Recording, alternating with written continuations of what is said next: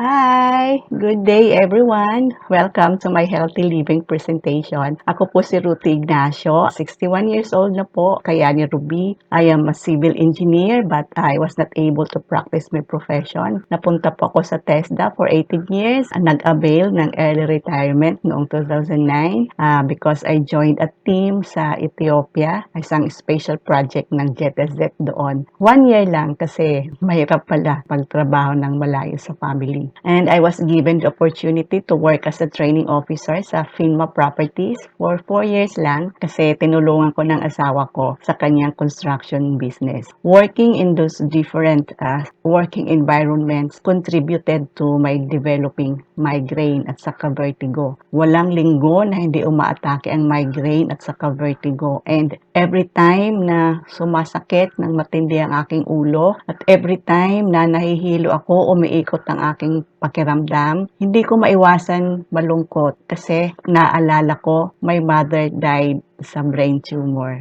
My father died sa emphysema. And one of my brothers died sa complication dahil sa stroke. And one of my aunties died sa breast cancer. Pero nabago ang aking pananaw nung kami ay na-invite to attend a healthy living presentation katulad nito pero live pa yon. And it opened my mind na pwede pala maiwasan ng mga sakit. And yan din ang aking ibabahagi sa inyo. Makinig kayo Umpisahan ko sa isang tanong. Kumusta ang ating lifestyle? Start tayo sa tulog. Maayos pa ba ang tulog natin sa gabi? Kasi sabi sa pag-aaral, ang mga taong nasa edad na 26 to 64 years old, ang haba ng tulog niya dapat ay 7 to 9 hours. Sleep deprivation. Pag kulang tayo sa tulog, humihina ang ating immune system at pwedeng magkasakit sa puso at magkaroon ng cancer. Nagkakaroon din ng cognitive impairment, yung nagiging makalimutin ka at hirap mag-concentrate at mabilis magmukhang matanda kasi nadadagdagan ng ating mga wrinkles. Sapat ba ang tubig na ating iniinom araw-araw? Kasi importante sa health ang tubig. Sabi ng mga experts, at least 2 liters a day ang ating water intake. Nakakatulong ang tubig na magdala ng mga nutrients sa different organs ng ating body. Alam nyo ba na 60 to 70% of our body is water at ang ating brain ay 75% water?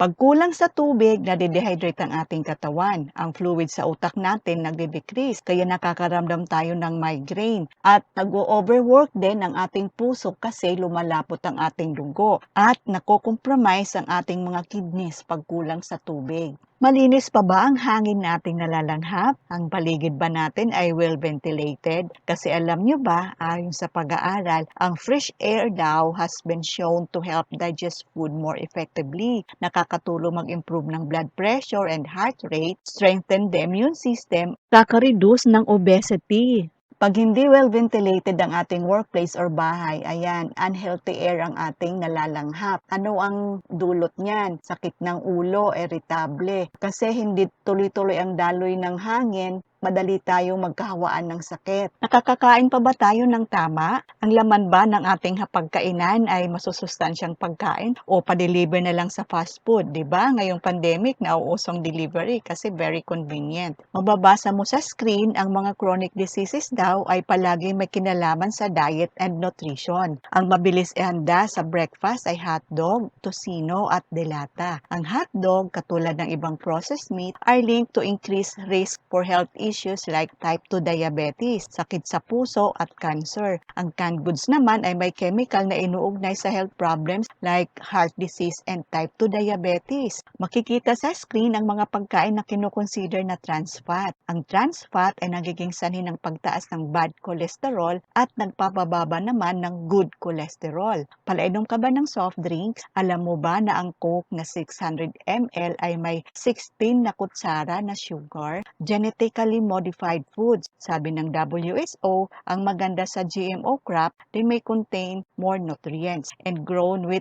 fewer pesticides. Pero ang masama sa GMO foods ay pwede siyang maging cause ng allergic reactions because of their altered DNA at pwede siyang mag-increase ng antibiotic resistance. Yan. Ang dulot ng mga unhealthy foods na yan ay chronic inflammation. Ang chronic inflammation ay matagal na pamamaga. At ang iba pang dahilan ng chronic inflammation ay yung mga dinagagamot na sanhi ng acute inflammation, yung mga pinabayaang infection or injury. Tayong mga Pinoy mahilig magtiis. Sasabihin natin, sugat lang yan, mawawala din yan, malayo sa bituka. Pero ang di natin alam, yung hindi natin pagbigay ng pansin sa mga sakit na nararamdaman natin ay nag-aalaga na pala tayo ng mas malalang sakit. Ang isa pang dahilan ng chronic inflammation ay ang matagal na pagka-expose sa irritants tulad ng industrial chemicals or polluted air. Kaya makikita sa screen, halos lahat ng sakit pinanggagalingan ay inflammation.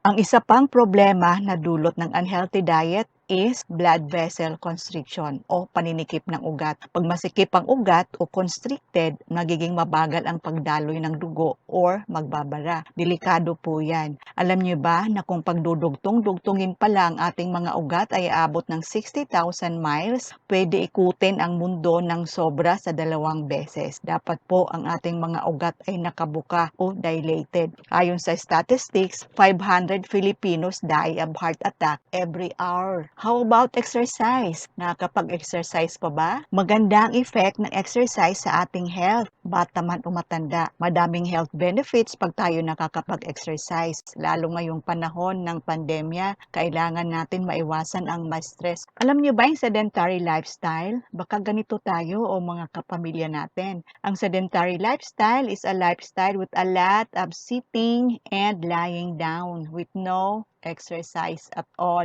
Yung tipong palagi na lang nakaupo sa bed or sa sofa, hawak ang remote control at may katabing chichirya at soft drink. Ang sedentary lifestyles daw ay sanhi ng mataas na rate ng mortality o pagkamatay. Nadodouble ang risk sa cardiovascular diseases, diabetes, and obesity. At itinataas ang risk sa colon cancer, high blood pressure, depression, and anxiety. Masama pala pag di natin ginalaw-galaw ang ating katawan.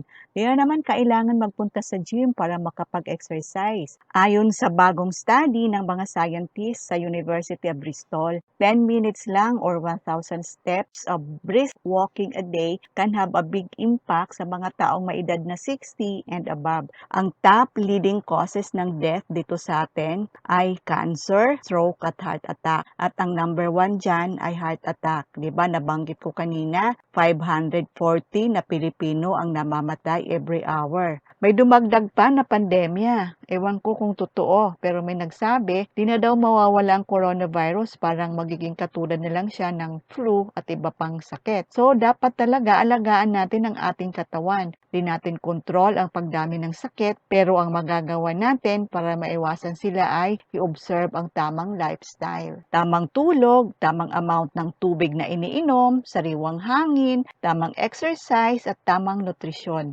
para lumakas ang ating immune system. Pero kung di magandang lifestyle, what should I do? Ano ang dapat ipalit o gawin sa mga nakasanayan na di pala tama, lalo na ang diet? Ito ang magiging sentro ng aking presentation. Ang karamihan sa atin, kahit kunting sakit lang ang nararamdaman, takbo ka agad sa butika, iinom ng gamot. Ang malungkot, synthetic yon. Ang synthetic drugs are created using man-made chemicals rather than natural ingredients. Ang nutraceuticals ay pagkain na may medicinal benefit. So kung ikaw ang papipiliin, anong gusto mo? Gamot na may chemical o natural food na may medicinal benefit? Sabi nga ni Hippocrates, let your food be your medicine and medicine be your food. Anong ibig sabihin? Kumain tayo ng tama. Di porke nabusog ka dahil kumain ka ng crispy pata at pinarisan mo ng soft drink ay okay ka na. Alam nyo ba na ang recommended best food para sa brain, sa heart at immune system, ito, wild berries, na ang tawag pala ay brain berries. Napaka-powerful na antioxidant. Tsaka wild salmon, pagkain din ng utak yan. Ang tocotrienol na the most potent form of vitamin E at ang noni plant extract. Ang maganda, Kayani made these 4 best foods available for us to help us get the proper nutrition. Ito ang ipapakilala ko sa inyo. Ang Kayani is a nutraceuticals company. Nag-start ito sa Idaho, USA noong 2007 at right now, existing na sa 60 countries. Maswerte tayo kasama tayo dito. Nag-start naman sa Pilipinas ang Kayani noong 2014. Marami pang di nakakakilala sa Kayani kasi hindi ito ina-advertise. Kasi ang gusto ng mga founders, yung mismong uminom ng Kayani at guminhawang pakiramdam ang magkwikwento mismo. Dalawang families po ang nakadiscover o founders ng Kayani.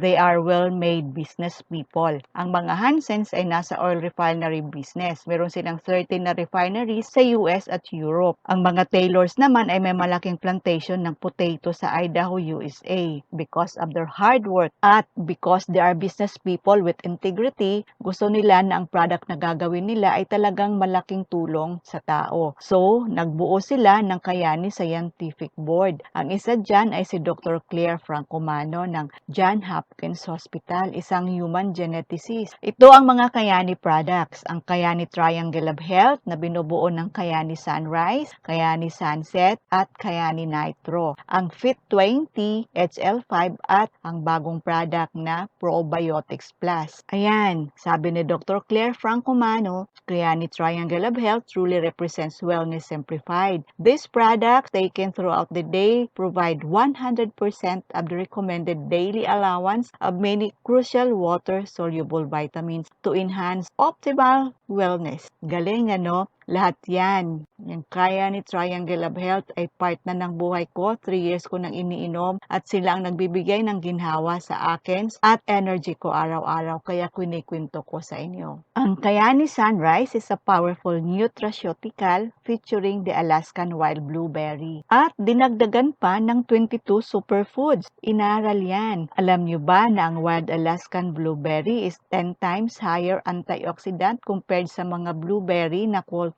So, complete nutritional spectrum. Water-soluble vitamins mula sa brain hanggang paa. Kinumpleto na ng Kayani. All you have to do is, iinumin mo na lang every morning at protected ka na buong araw. Ang 2 kutsarang sunrise na nasa sachet, ang katumbas niya ay parang kumain ka na ng fruits at herbs at gulay na pinakita ko kanina. Pero ang tanong, kaya bang kumain yan sabay-sabay sa isang kainan lang? Imposible, di ba? Kung maitatanong nyo, ako ay hindi kumakain ng gulay at pili lang ang fruits na kinakain ko. Kaya pinili ko ang Kayani Sunrise. Ikaw, kung papipiliin ka, anong gusto mo? Yung 2 kutsarang sunrise o yung sangkaterbang prutas at gulay na hanapin mo pa sa grocery? Baka isipin mo mahal. Ikaw na mag-compute kung mahal o hindi. Ang isang sachet ng Sunrise is 85 pesos lang. Magkano ang Alaskan Wild Blueberry at lahat ng fruits na pinakita ko sa inyo kanina? Ano ang mas mahal? At ang tanong, available ba lahat sa atin yan?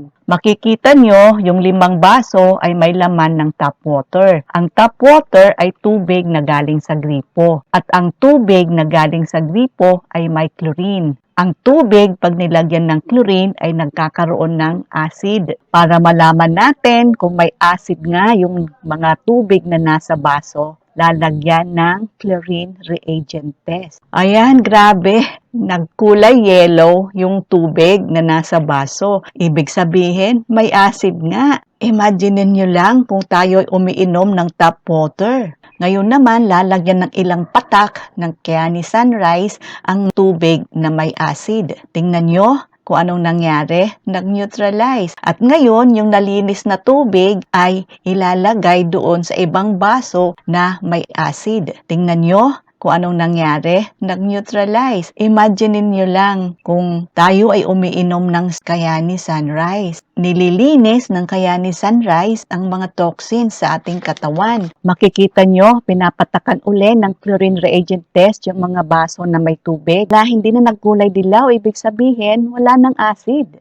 Ngayon naman, to complement Kayani Sunrise ay Kayani Sunsets. Ang Kayani Sunset ay fat-soluble vitamin. Iniinom sa gabi. Ang laman ng soft gel Kayani Sunset ay vitamin E, tocotrienol, omega-3, vitamin A at vitamin D. Isang inuman lang. Di mo na kailangan bumili ng 4 na vitamins. Na-award ang Kayani Sunset ng Grand Gold Award ng Monde Selection sa Japan. 2 beses na. Pag may award na ganito ang product, ibig sabihin magaling. Ang tocotrienol vitamin E ng Sunset ay extracted galing sa annatto bush at ang salmon ay galing sa river ng Alaska, kaya malinis, mercury-free. Ito ang 2 type ng vitamin E, ang tocotrienol at tocopherol. Ang tocopherol ay vitamin E na mabibili natin sa butika like Myra 300 at saka Rogen E. 3 benefit lang ang maibibigay sa atin, pero ang tocotrienol, 9 ang benefits na maibibigay sa atin. Skin and hair, antioxidant activity at heart health. Maganda ito sa mga diabetic, nag-reduce ng blood sugar. Ang aking biyanan, 2 insulin injection. After 3 months of taking Kayani Sunset, gumanda ang blood sugar level. Sabi ng kanyang doktor, stop na ang insulin. Sa may mga high blood din, nakakatulong magpa-reduce ng cholesterol at protect brain cells para naman sa mga may Alzheimer's kasi may brain enhancer siya. Anti-cancer activity din. Grabe, ang daming benefits. Radiation hanggang bone health. Ang ating katawan ay din nagpo-produce ng vitamin E, kaya kailangan natin mag-supplement. Ang advice ko, maghanap kayo ng vitamin E tocotrienol. Kung wala kayong mahanap, try Kayani Sunset. Ang maganda sa Kayani Sunset ay nakakatulong mag-reduce ng inflammation. Kaya pala yung frozen shoulder ko, madaling nawala. Improves heart health, reduce risk of stroke and heart attack, improves brain function. Kasi kung may depression ka at di ka makatulog, masarap ang tulog mo pag uminom ka ng Kayani Sunset. Pero, wag lang naman puro problema iniisip mo. Kasi kahit may sunset, di ka talaga makakatulog. Papakita ko naman sa iyo kung gaano katindi ang Kayani Sunset sa pagtunaw ng mga bara sa ugat natin. Ang styrofoam ay nagre-represent ng bad cholesterol. Ang tissue nagre-represent ng organs ng ating katawan. Ang warm water naman ay nagre-represent ng ating pagka-warm-blooded. Ilalagay ang warm water sa styrofoam. Tapos ilalagay din ang tissue paper. Ngayon naman ang ilalagay ay ang Kayani soft gel. Tingnan natin kung ano ang nangyayari. Grabe, makikita nyo unti-unting tinutunaw ng Kayani Sunset ang styrofoam. Grabe, yung styrofoam, ibaon mo yan sa lupa, hindi matutunaw yan. Ang gasolina lang ang pwedeng makatunaw dyan. Pero dito, grabe. Yan din ang ginagawa ng Sunset, ang mga bara ng ating ugat. Kaya yung kaibigan namin na naka-schedule na for bypass operation, hindi natuloy.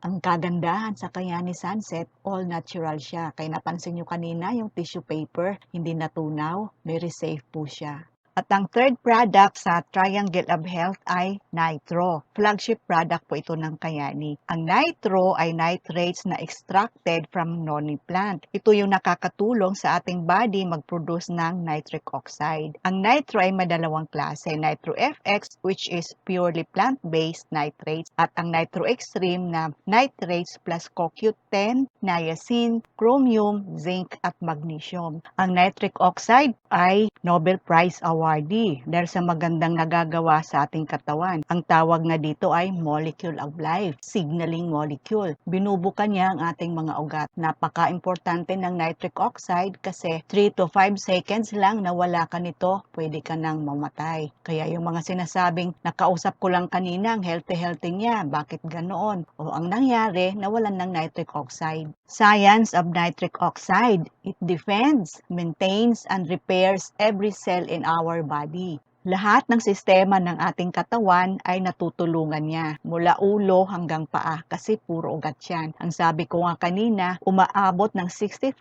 miles ang haba ng ating mga ugat kung pagdudugso-dugsungin. Ganon kahaba ang ugat na dapat nating alagaan. Sad to say, while we age, production of nitric oxide in our body declines. Makikita nyo yung kulay yellow sa ating ugat, yan ang nagpapabara ng blood flow. Kaya pala, yung mga nasa 60 years old na, madali na silang mapagod. Madali nang hingalin kasi nasa 15% na lang ang production ng NO. Kaya kailangan ng tulungan ang katawan na mag-produce nito. Sa ngayon, iba na. May mga nasa 20s pa lang ay dinadialysis na. May hypertension na. Sa nitro, ang gagawin mo lang ay i-drop mo sa ilalim ng dila ang 20 drop. Ang mangyayari, ibubuka ang mga ugat.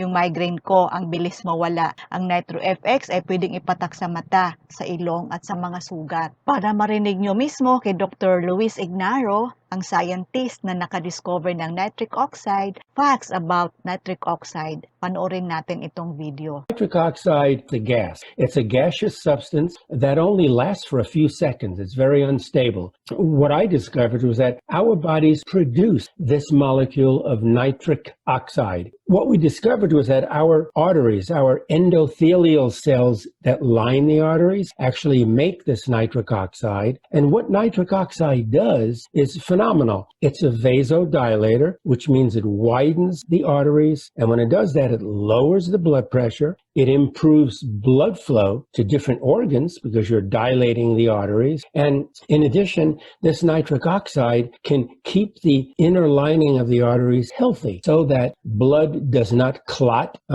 Also, it prevents cholesterol plaques from depositing in the arteries. So as long as you keep making nitric oxide in those endothelial cells, it will keep your vascular system very healthy. So one of the reasons we make nitric oxide is to protect our cardiovascular systems. If you don't have enough NO, you'll get hypertension, you'll get high blood pressure because the arteries make nitric oxide to keep the blood pressure down in the normal range. As soon as you start blocking production of NO, hypertension. Same thing. If you block the production of nitric oxide, you can get a stroke because you get blood clotting occurring unnaturally in the brain. If the blood clots unnaturally in the coronary arteries of the heart, you get a heart attack. So NO is required to maintain those functions. Also, if you have inadequate NO, we know now, based on another discovery we made in the early 90s, that males will develop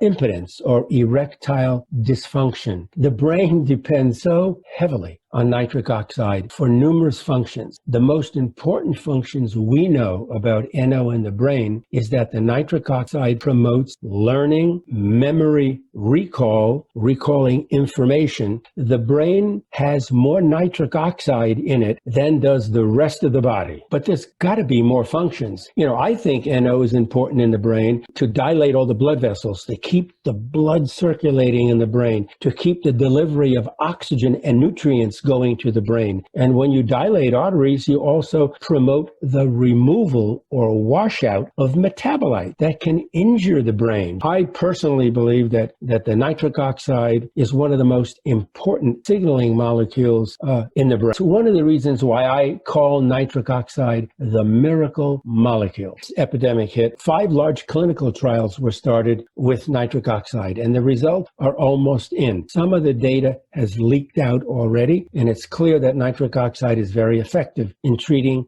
patients with severe COVID-19. What kills patients with COVID-19 is massive inflammation of the lungs, massive blood clotting. That's called thrombosis. That kills the patient. In examining the lungs from these patients, it was shown that the endothelium in the blood vessels was destroyed. What does that mean? That means they're not making nitric oxide. What happens if you don't make nitric oxide? You get vasoconstriction, no blood flow to the lungs. You get bronchoconstriction, no air into the lungs, and you lose the ability of an NO to kill the virus. Remember, NO kills viruses. So for all those 3 reasons, and because NO goes down, patients die. Now, by taking the nitric oxide, you restore everything. The thrombosis fairly rapidly disappears. These patients can breathe again. They come out of the ICU, and in a couple of weeks, they go home. Those individuals who have an underlying problem, mainly a decrease of nitric oxide production from type 2 diabetes or from poor diet, sedentary lifestyle, those individuals are going to be at higher risk for developing the more serious consequences of the coronavirus infection. Oh, galing. Wellness Simplified. Ang ginawa ng Kayani, pinadali nilang proseso para tayo maging healthy. Ang best time to take Kayani Nitro ay pagkagising mo sa umaga. Huwag ka munang magbumog kasi may mga bakterya sa ating laway na nakakatulong mag-produce ng nitric oxide. Pagpatak ka ng 20 drops sa ilalim ng dila mo, ibabad mo ng 30 seconds, saka mo iswallow. Ulitin ko, ang nitro is a plant-based nitrates, liquid siya, na nagiging nitrite dahil nga doon sa bakterya sa laway. And then, pag na-ingest na sa ating tiyan, nagiging nitric oxide. Reminder lang, after magpatak ng nitro, wag mo nang uminom ng tubig. Then, inom ka ng Sunrise, ang water-soluble vitamins. You can take it before or after breakfast. Pwedeng direct sa sachet or pwedeng i-dilute sa kunting tubig. Importante na kapag nitro ka na. Before lunch, 20 drops ng nitro uli. Before dinner, 20 drops ulit ng nitro. And before bedtime, sunset. Kung mapapansin nyo, bago mag-breakfast at bago mag-dinner, ang suggestion ng pag-take ng nitro. Kasi para nakabuka ang ating mga ugat, para ang mga nutrients at antioxidants na nasa isang sachet ng Sunrise, ang potent na vitamin E, tocotrienol at omega-3 na nasa sunset ay madaling ma-absorb. Pati ang bisa ng gamot na iyong iniinom ay madaling ma-absorb. Kaya sabi ko kanina, yung mga candidate na for bypass ay nalibre. Kasi hindi ko kontra ang Kayani Triangle Ab Health sa mga gamot na iniinom mo. Kasi ang Kayani Triangle Ab Health is dietary supplement. Pagkain. Kaya kami, 3 years nang nagtitake ng Kayani Triangle Ab Health. Sa akin, mga yan, ano bang kaibahan yan? 12 global certifications, science-based, dumaan sa matinding auditing at testing. Kasi ang Kayani, minimaintain nila ang quality, purity at potency ng products. Di sila naglalabas ng di pumapasa sa governing bodies na mga yan. Kalimitan, hinahanap natin FDA approved. Yes, 60 countries po FDA certified ang Kayani. At may halal certificate din po dito sa atin para sa mga kapatid nating Muslim. Ito, nung April 5 lang, nitong taon lang, report card ng Kayani. Na-certify uli ng A+ rating ang Kayani ng Better Business Bureau. Pag ang isang business ay certified ng BBB, ibig sabihin trustworthy ito, mapapagkatiwalaan. Kaya kami, mataas ang respeto namin sa mga founders ng Kayani. Ulitin ko lang ha, ang Kayani Triangle Ab Health ay hindi gamot. Ito ay dietary supplement. Kahit na may mga cases kaming na-experience mismo na talagang nakatulong magpagaling sa mga may sakit. Katulad nitong si Christian Allen na anak ng aming driver.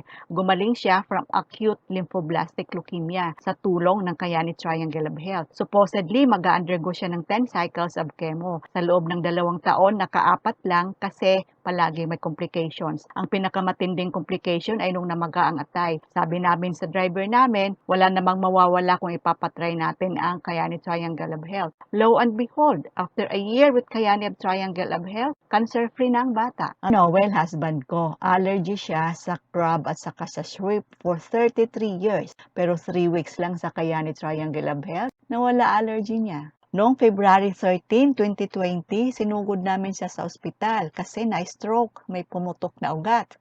Nagkakayani na yan ha. Bakit? Dahil sa lifestyle, kulang sa tulog, laging nagpapagod, hindi kumakain sa oras. Pero praise God, dahil sa tulong ng Kayani Triangle Ab Health, hindi siya nahirapan at hindi naapektuhan ng kanyang pagsasalita. Hello, Kia. At after 3 months, nakapag-drive ulit siya ng sasakyan. Hindi ko Umakyat ako. Ano? Yan.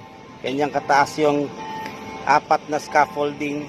Praise God, after 1 year and 7 months mula nang siya ma-stroke, ayan, okay ulit siya. Nakakit pa ng bubong. Ilan lang ito sa mga natulungan ng Kayani Triangle Ab Health. Dietary supplement, pero nakakatulong magpagaling ng mga may sakit. Napakalaking blessing na ikaw ay makapagbigay ng pag-asa sa mga taong nawala na ng pag-asa dahil sa sakit. Siguro at this point, nagtatanong ka na, how do I start? Ang advice ko, ikaw muna mag-try. Mas maganda kung ikaw mismo maka-experience ng ginhawa dahil sa pag-inom ng Kayani Triangle Health. Pwede ka mag-umpisa sa trial pack lang. I-try mo lang ng 1 linggo, pero di ka pa member niyan. Pag ito ang kukunin mo, automatic enroll ka as business partner. May 1 month supply kang Kayani Triangle of Health, magkakaroon ka ng business ID at sariling website na pwede mong i-share sa mga friends mo kahit saang country na available ang Kayani. Pag business partner ka, mas cheaper na ang next purchase mo. Pero kung iniisip mo na ipatry din sa ibang family members mo, itong package na ang kunin mo. Halagang 64,000 pesos pero 29,900